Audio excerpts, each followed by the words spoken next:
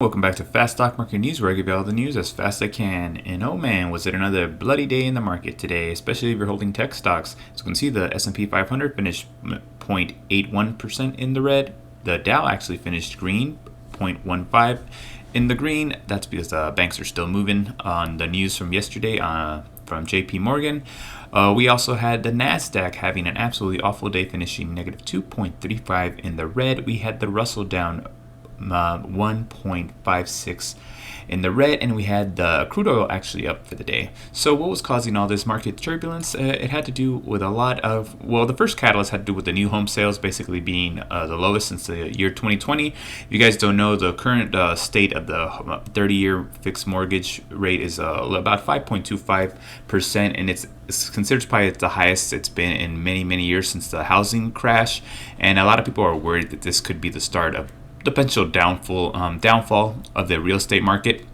But the biggest catalyst for sure today was the snap warning of them basically saying how they're going to have to cut their revenue, and they lowered their guidance for the upcoming quarter. It was kind of something that broke late last night during the after hours. And if you guys notice your portfolio, even though the days finished green, after hours everything was selling off. Basically, Snap saying that they weren't going to meet expectations. Still 2 months from them having to report, they weren't going to be able to meet expectation. In addition, they were going to have to slow jobs basically of hiring. So that caused the Snap stock to absolutely plummet. But along with Snap stock, it actually caused all the advertising stocks to plummet as well, along with the market to but a less broader sense. You also had Meta finishing negative 0.62 in the red, and you also had Google, which are the three biggest advertisers in the market right now. But a lot of this fear and uncertainty, the FUD, fear, uncertainty, doubt, is causing a lot of people to actually flow their money to some other asset. You guys might not be aware of this, but currently, right now, there's been a lot of inflows in the ETF, the TLT. It's the Treasury, the 30-year Treasury, and a lot of people are starting to gravitate to it because it's kind of considered a safe haven. Bonds, along with stocks, have corrected significant amount, but bonds are starting to actually flow back. Fund managers are starting to put more money in bonds. As you can see, the TLT, it's actually starting to move a lot. The 20-year Treasury bond, it's been moving a lot for the past week plus, and a lot of people are speculating that it's causing the basically, this is kind of like considered probably the safest asset to invest in.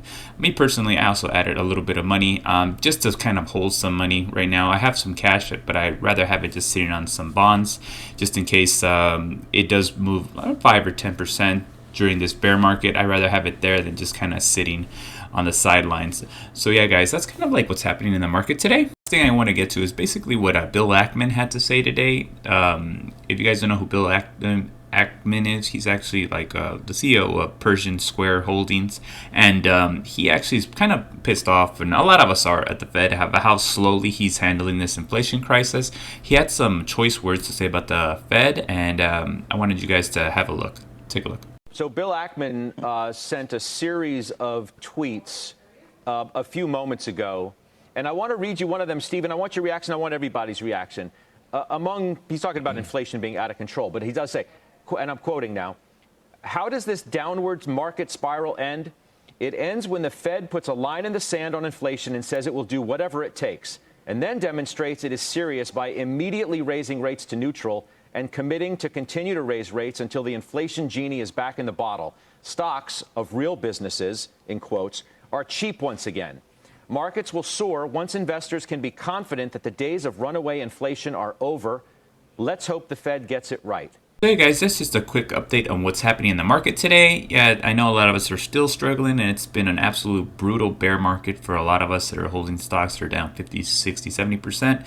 But I'm just going to continue to DCA, guys, no matter what. I haven't automated some investment that I have on my other brokerage account, and I just keep buying the dip once a week, and wherever I'm at, I just buy. But what are you guys doing? Let me know in the comments. Take care, everyone. I'll see you guys next time. Thanks again, everyone, for watching Fast Stock Market News. If you enjoyed the video, consider subscribing, commenting, or liking the video. I would greatly appreciate it. My name is Gio, and I'll see you tomorrow, guys. Take care.